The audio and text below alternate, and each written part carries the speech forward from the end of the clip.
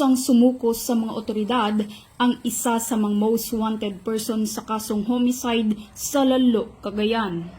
Kinilala ang suspect bilang si alias Juan 29 anyos, binata, isang manggagawa at tubong Lasam, Cagayan, ngunit kasalukuyang naninirahan sa nabanggit na munisipalidad.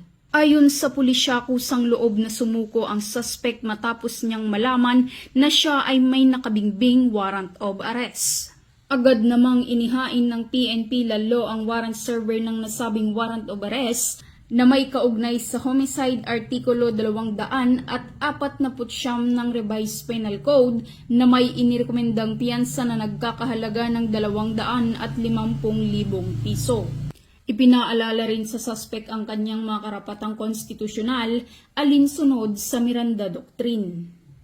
Sa kasalukuyan, nasa kustodiyan ng Lalo Police Station ang akusado para sa kukulang dokumentasyon bago ito ilipat sa korte na may jurisdiksyon sa kaso. Mula dito sa Lambak ng Cagayan, ako ang inyong Police News Network Correspondent, Patrolwoman Wendy Rumbawa, alagad ng batas, tagataguyod ng Balitang Pulis.